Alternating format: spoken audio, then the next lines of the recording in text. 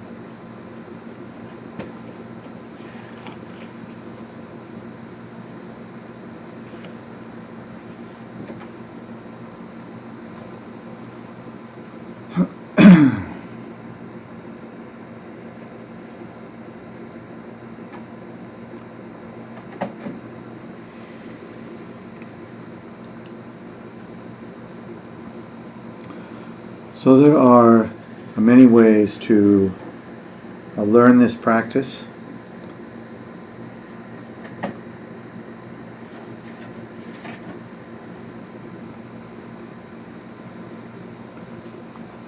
You can read books and commentaries on the practice.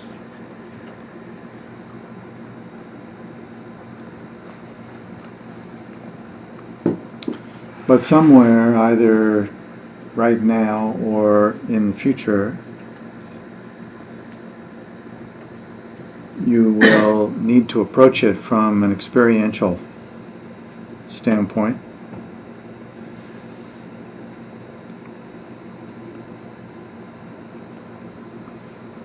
And sometimes just having the experience of it without a lot of conceptual overlay is really helpful.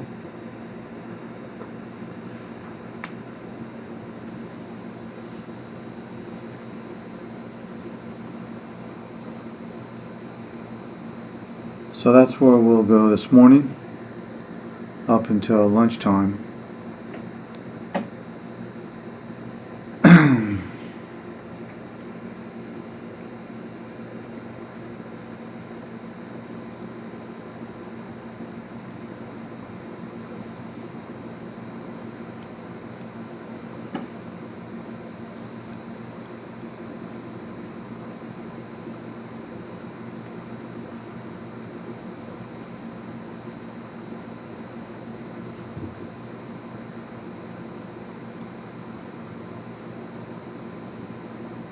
One of the principal main propositions of the Buddhist Tantra, or Vajrayana in general, is that as human beings,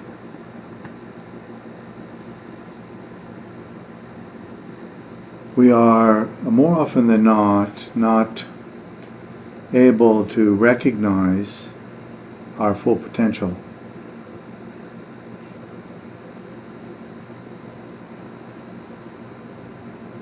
There could be a lot of reasons for that, but the point is that we fall short of recognizing our potential.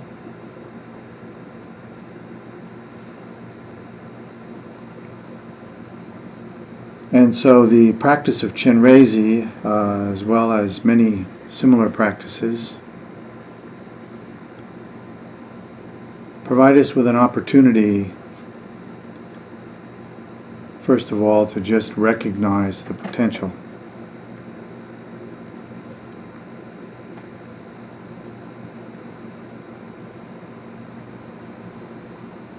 So as we go through the text, a little on the quick side, what can be really helpful is just to engage in the practice, the visualizations and the recitations as they are explained and as we move through the text. In a certain sense,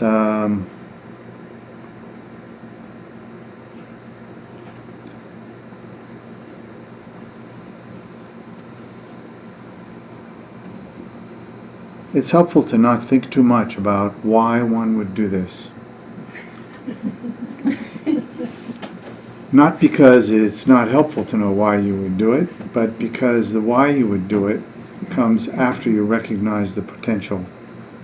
The why is just a conceptual overlay, and it can actually be a hindrance to put too much energy into that before you actually have the experience. So I'm going to walk us through the visualization sequence, and here's where it's helpful, if you're not used to doing visualizations, to do them somewhat quickly. If you think about it too much, you lose it again. So for example, if I said, can you visualize your mother's face? In a moment you can visualize it like just so clearly, very quickly, but you may not be able to hold that clearly. It kind of vaporizes very quickly. And yet in any moment you could recall it. And so some of our great teachers often say that it's helpful to do these things quickly, so that you can have the actual experience of what it's meant to be, and then gradually over time you can stabilize that. But if you don't have the experience of it in the first place, then you're not even inspired to stabilize it. Even to talk about the essence of Chenrezig, which is really a compassion practice, is not particularly useful often, because it's obvious when you begin the practice that that's what it is. So we're going to start on page 9 of your text.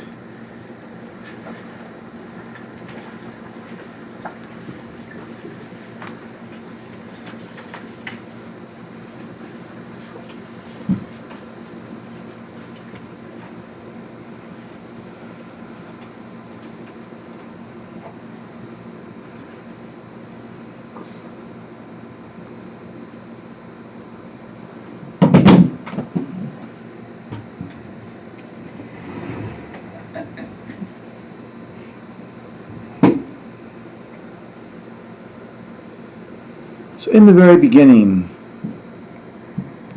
even before we begin to recite the text, we have a visualization to engage in. And like a lot of things here, this visualization is not in the text, so you can't get all of the instructions just by reading the text. In fact, you might even say most of them are not in the text. So the first thing that we do is we imagine in the sky in front of us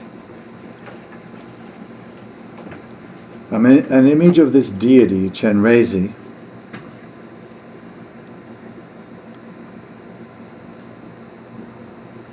sitting on an open lotus in the sky.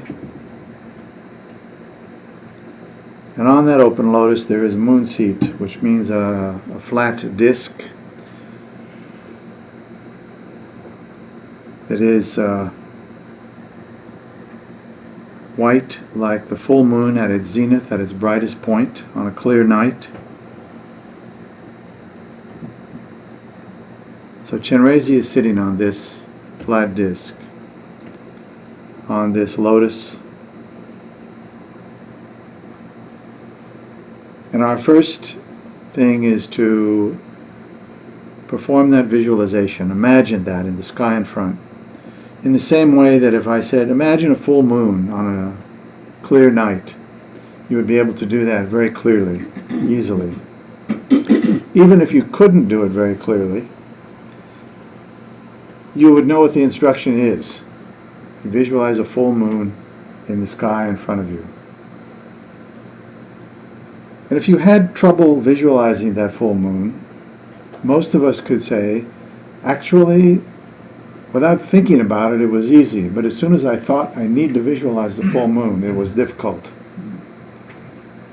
So to continually come back to this thing of, this is actually not difficult. It's not inherently difficult. The difficulty comes from our relationship with it and our sense that we can't do it, when in fact we do it continuously all the time, day and night. So there's a gap in our understanding of our potential.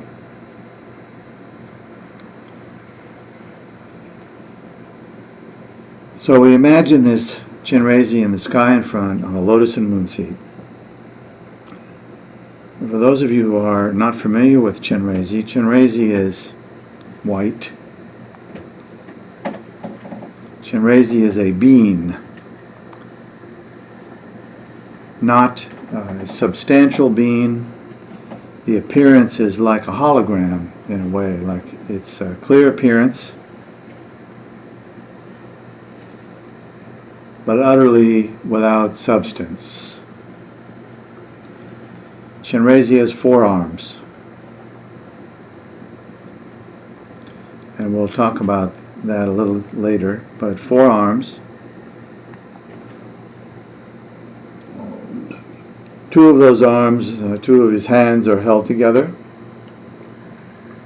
in the gesture or the mudra of respect.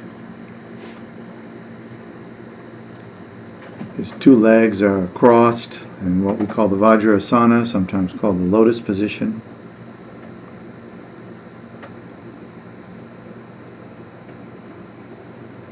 And he radiates light, mostly white light,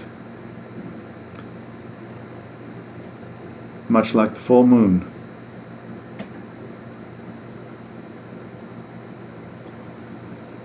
So as we gaze in our mind's eye on this image of Chenrezig, the next step is we think, we imagine that all the sources of refuge are contained within this being, this appearance of Chenrezig. My guru, my lama, my teachers, all contained within the image of Chenrezig, the presence of Chenrezig.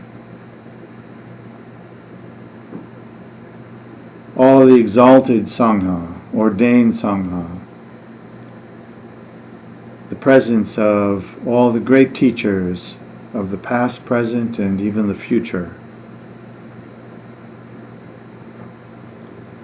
The teachings themselves are all contained within this being appearing before us. The teachings as they are spoken, as they are written, as they are understood by each one of us.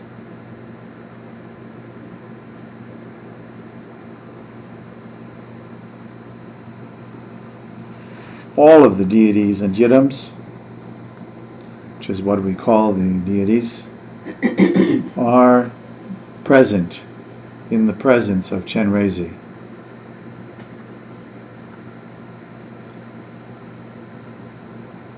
All of what we call the protectors, the guardians of the Dharma, present in Chenrezig. In other words, within this image that we are settling our mind on are all the aspects of the Dharma. Those we're familiar with, those we're not familiar with. So while our mind rests on this image, we turn our minds then to refuge as we did before, and we'll recite this prayer starting on page 9, which goes over to page 10.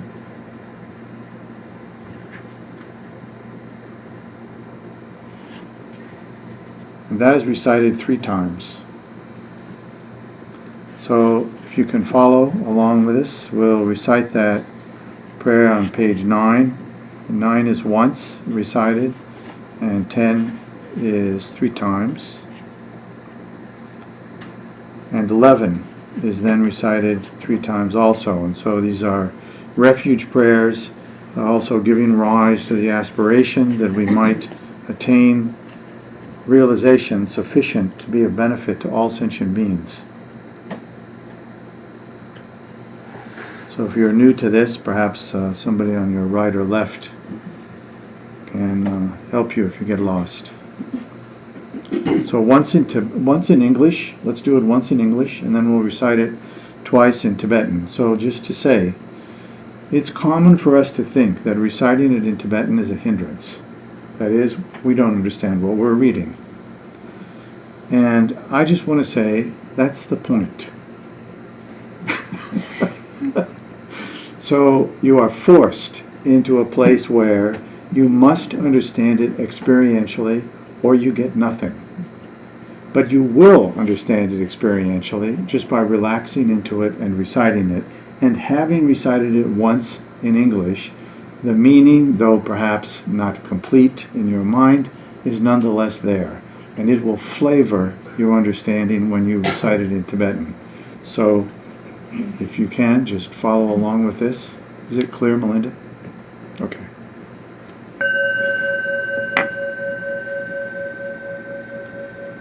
From this moment Until higher enlightenment is reached, I and all sentient beings equaling the limits of space, we go for refuge to the glorious holy lamas. We go for refuge to the yidams, the deities of the mandala. We go for refuge to the Buddhas, the transcendent conquerors. We go for refuge to the sacred Dharma. We go for refuge to the noble Sangha. We go for refuge to the assembly of Dakas, Dakinis, Dharma protectors and guardians of who possess the eye of intrinsic awareness.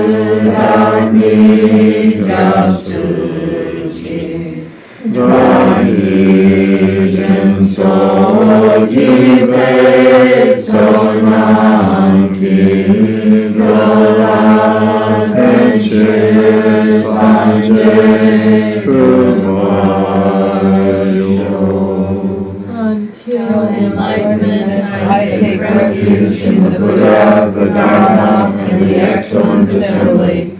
Through the merit of generosity and other virtues, may I accomplish Buddhahood for the benefit of beings.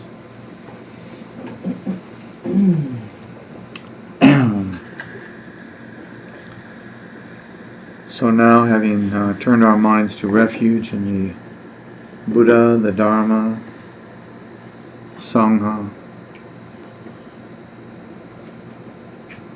the next stage in the practice is what's called the generation phase. So we go into a little more detail in the visualization.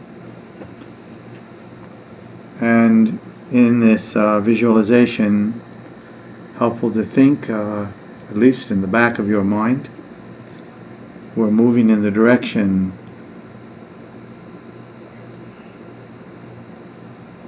of recognizing, inviting this recognition of our potential, which is way beyond what we might imagine,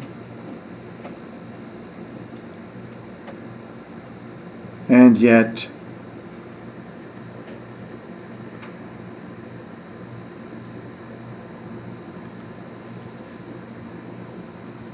possible.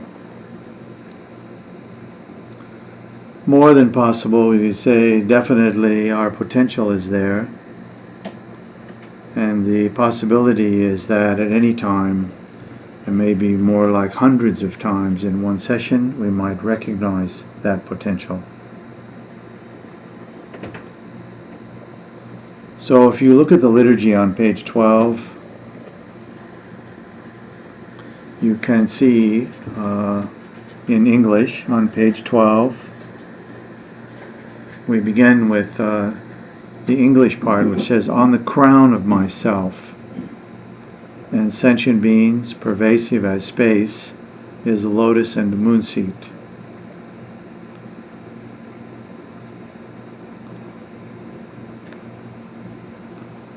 And then it says, "From the Hri appears the noble Chenrezig, clear, white, and radiating five-colored light." So we can decode that a little bit and make it more obvious.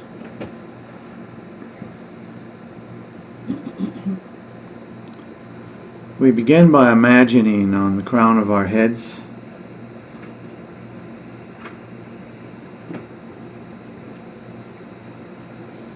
a lotus and moon seat.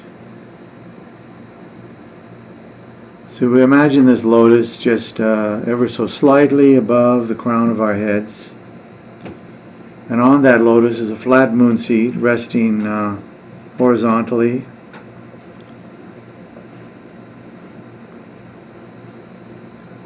We imagine that on that moon seat appears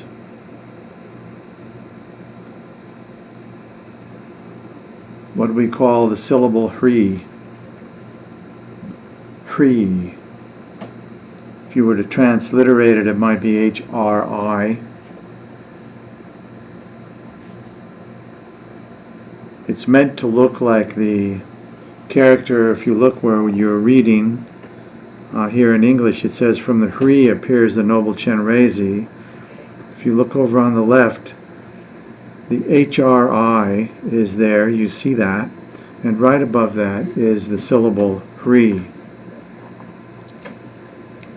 So if you can visualize that syllable, that's great. If not, then you visualize a small dot of white light. The Hri is standing vertical on this moon seat,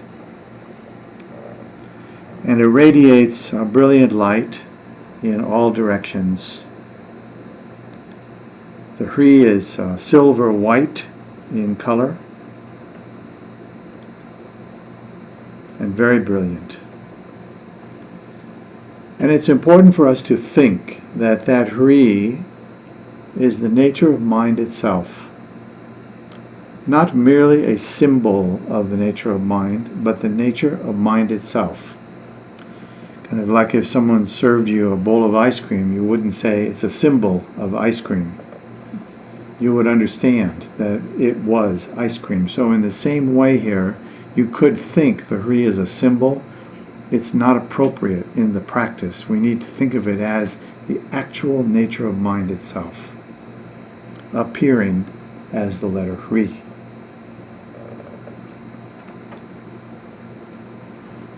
Now imagine, without looking at the text for this moment, because the text does not have all the pieces,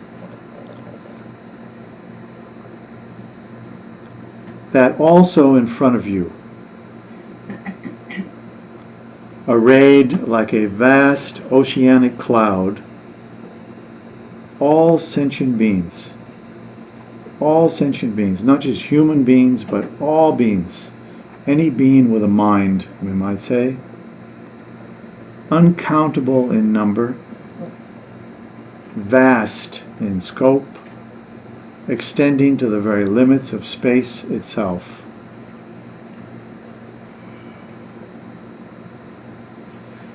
These beings, we think, imagine, they appear in front of us because of our unbounded connection with them over the unbounded past, uncountable, unbounded lives.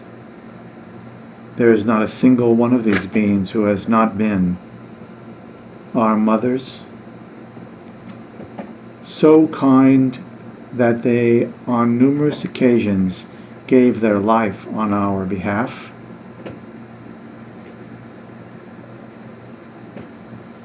And our relationships were not limited in any way at all. Our siblings, our fathers, our pet animals, the mosquitoes which bit us.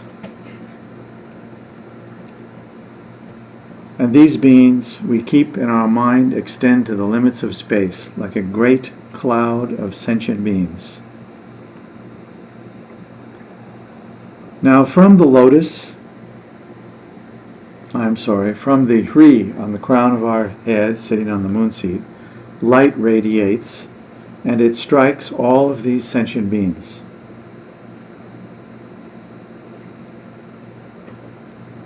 And when it strikes those beings, immediately a lotus and moon seat surmounted by the letter Hri appears on the crown of their heads.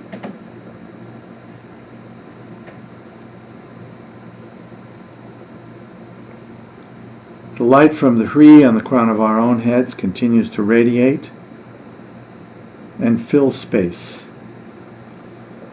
That light goes to, or we could say, touches the realms of the Buddhas of the past, present, and future, and all of the great beings that we call bodhisattvas. And these beings respond instantly with blessings in the form of light. This light then returns and is absorbed into the Hri on the crown of our own heads, and instantly we appear as Chenrezig.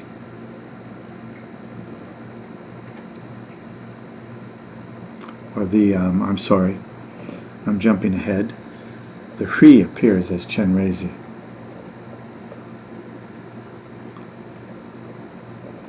The light, of course, from the Buddhas also strikes the Hri on the crown of the head of all sentient beings, and a Chenrezig appears on the crown of all sentient beings.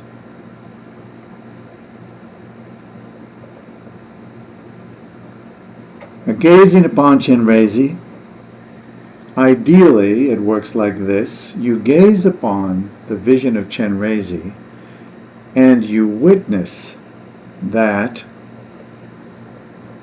Chenrezig is white, which means he is utterly pure. Confusion, ignorance, all of the defiled emotional states such as anger and greed and pride and so on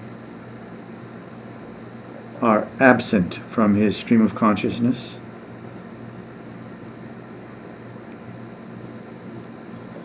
He has 4 arms, which symbolize the 4 immeasurables of loving kindness, compassion, joy, and equanimity.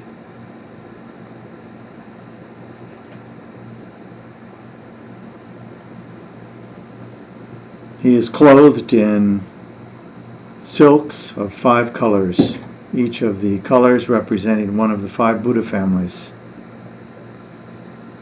So he has white and red and green and yellow and blue silks. In addition, his body is adorned with various precious and semi-precious metals and stones. And again, he is radiating light in all directions.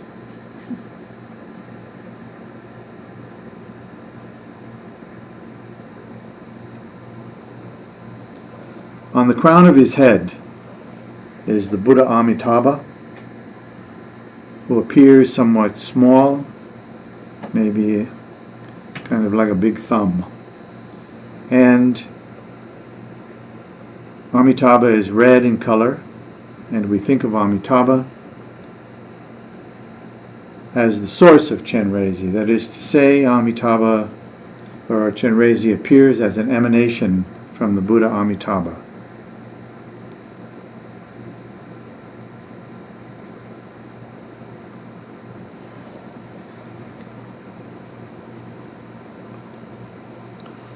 Chenrezig has 2 legs which are crossed in the Vajra position.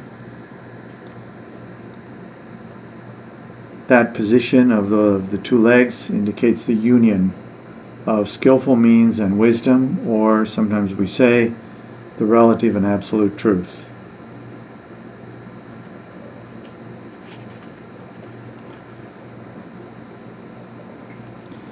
Behind his back there is a full moon, this one vertical, not flat.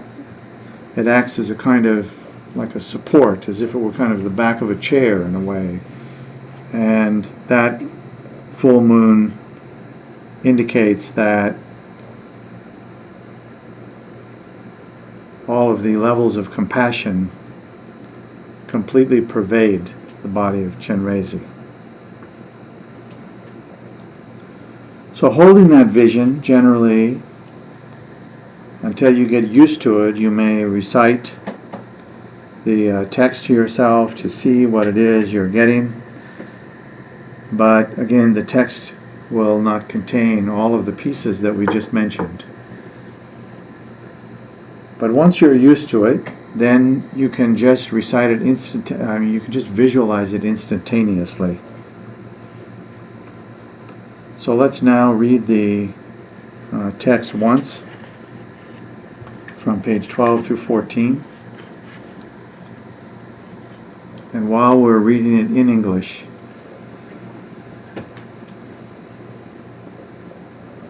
gaze upon the visualization as if you're hearing a description of what you already see.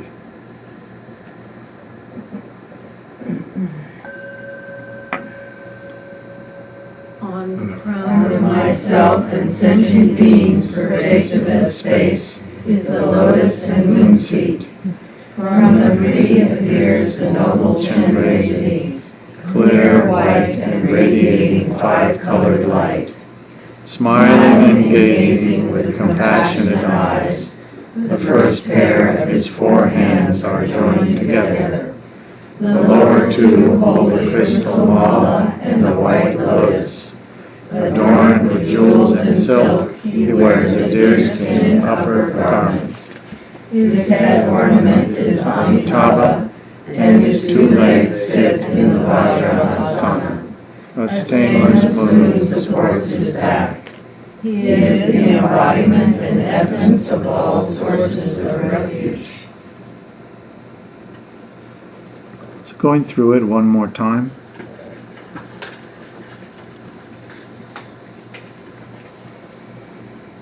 We notice that Chenrezig is white and he is without substance, translucent. We notice that he is sitting in the Vajrasana, and we don't need to recall that this represents the union of the ultimate and the relative, but from time to time, good to remind yourself of that. We see that he is holding in two of his hands a large wish-fulfilling jewel between his hands, like in the gesture of respect. That wish-fulfilling jewel indicates Chenrezig's ability, the power to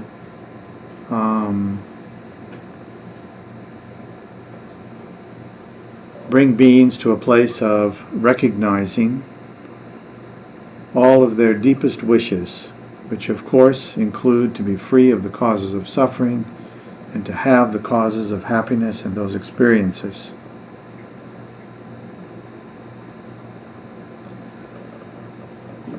In his right hand, his second right hand, he holds a crystal, the lotus flower in full bloom. The lotus flower, did I say right? Am I confusing that?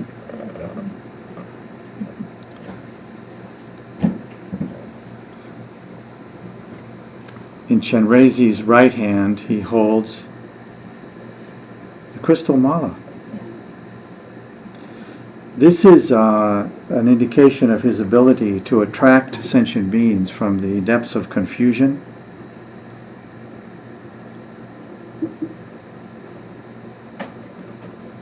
And in his left hand, he holds the lotus, which is in full bloom.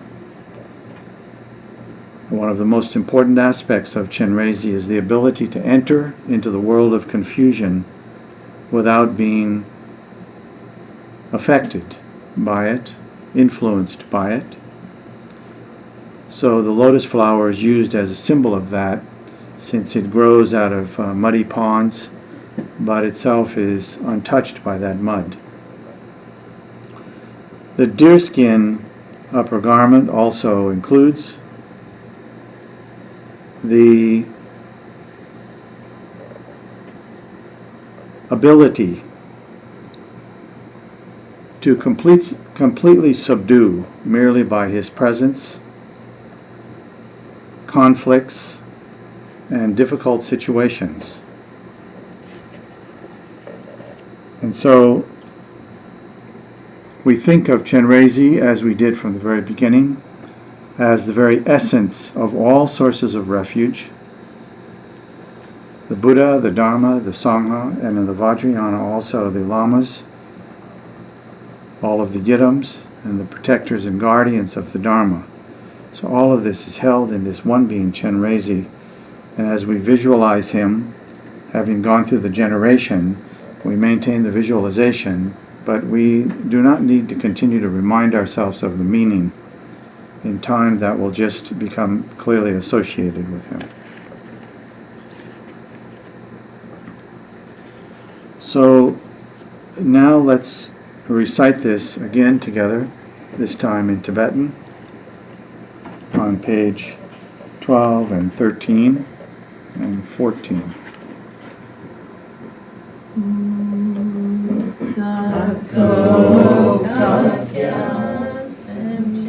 That's good.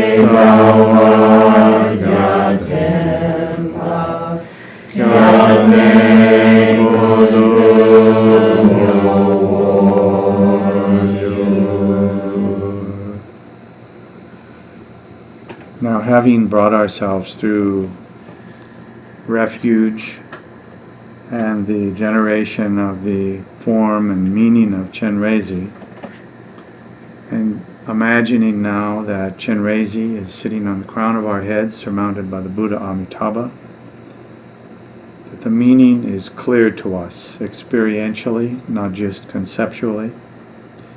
We then, somewhat naturally, I think, recite an homage to Chenrezig. The homage to Chenrezig really is just an acknowledgement of the presence of Chenrezig and our acknowledgement of recognition of that presence.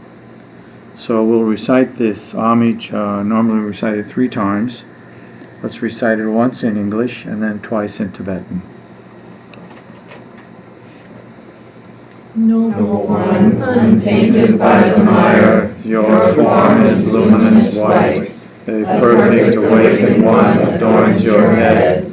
With the eyes of compassion you gaze upon beings. To Chenrezig we bow.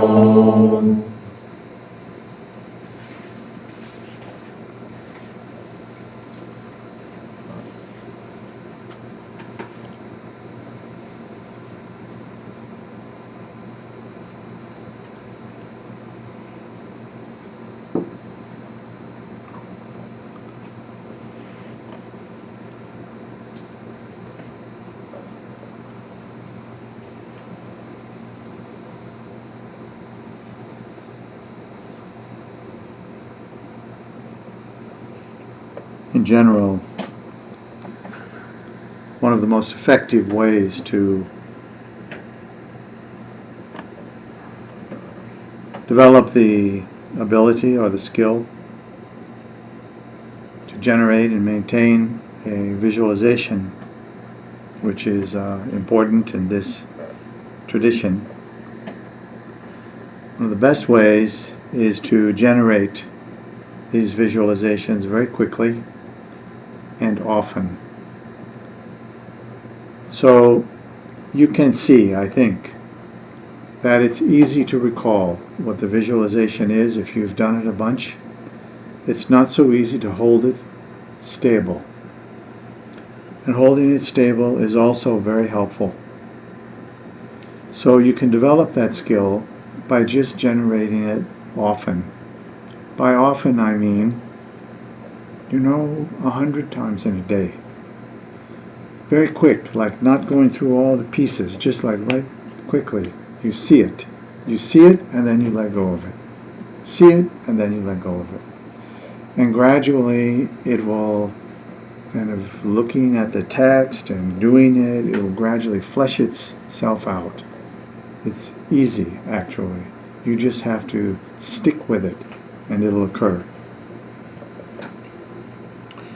So now with Chenrezig in mind, we're going to skip ahead a little bit here. What's called the seven branch prayer is an insert, which we can do, but time being what it is, we're going to move ahead to page 23.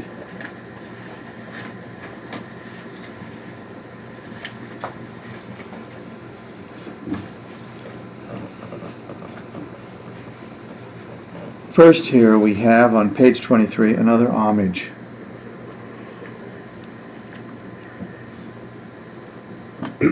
The homage goes over to page 24, and then we begin what we might call the real work of Chenrezig. Chenrezig actually has a job. As each of the yidams and the Vajrayana has a job, that is to say, there are things that are done, activities, meditations, states of mind, things that are invoked and used for each of the deities. In the case of Chenrezig, the task is to purify all of the realms of samsara. The human realms, the human realm, the hell realm, the realm of the hungry ghosts, the realms of the jealous gods, and the realms of the higher gods. All of these realms are in samsara. Therefore, they are imbued with the suffering of confusion, not recognizing the nature of their experience, and so on. So Chenrezig's role, recognizing all of that, is to purify those realms and liberate those beings from the confusion and the suffering. And the way that this is done is twofold. First of all, we imagine that Chenrezig on the crown of our heads radiates light into each of these 6 realms, and all the sub-realms and the places that are parts of larger realms and so on. Not to get too stuck on the formula, the light radiates out. It strikes the beings in the realms of confusion. The confusion is immediately clarified in the same way that a light turned on in a dark room instantly makes things visible and clear that were before you couldn't even see. So in the same way, the light from Chenrezig removes immediately the darkness of ignorance, and beings are immediately liberated.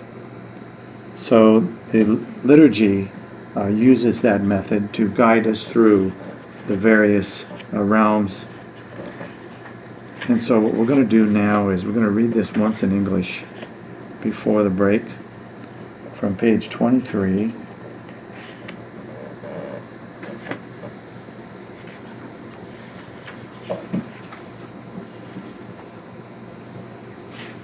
from page 23 up through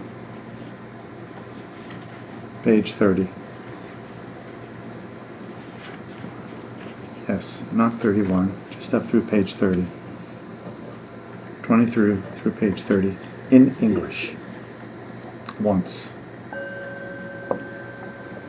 I pray to you, Lama Chenrezig. I pray to you, Yidam Chenrezig. I pray to you, perfect noble Chenrezig. I pray to you, refuge protector Chenrezig. I pray to you, Lord of love Chenrezig. Victorious and compassionate one, hold me with your compassion. For beings experiencing unbearable suffering, wandering endless in endless samsara, there is no refuge other than you, protector. Grant the blessing to attain all-knowing Buddhahood. Propelled by negative karma accumulated from beginningless time, sentient beings are born in hell by the force of anger and experience the suffering of heat and cold. May they be born in your presence, Supreme Deity. Om Mani Padme Hum. Propelled by negative karma accumulated from beginningless time, sentient beings are born in the Yidam realm by the force of greed and experience the suffering of hunger and thirst. May they be born in the perfect realm of Potala. Om Mani Padme Hum. Propelled by negative karma accumulated from beginningless time, sentient beings are born as animals by the force of bewilderment and experience the suffering of stupidity. May they be born in your presence, protector.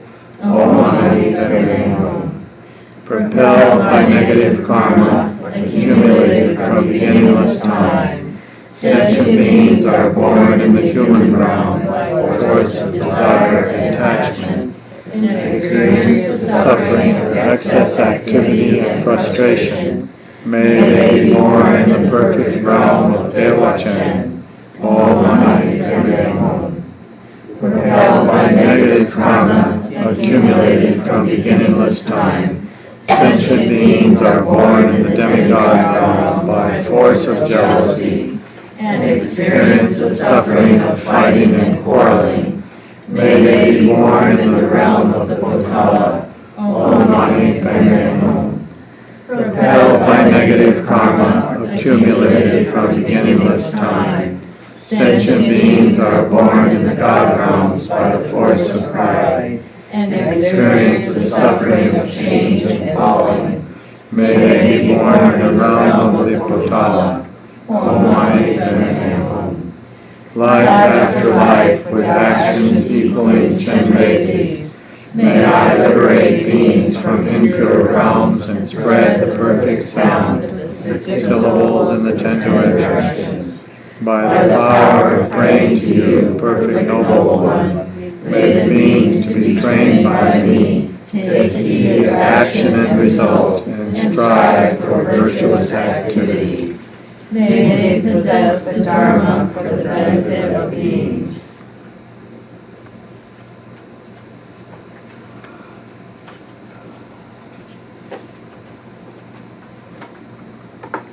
So sit just for a moment.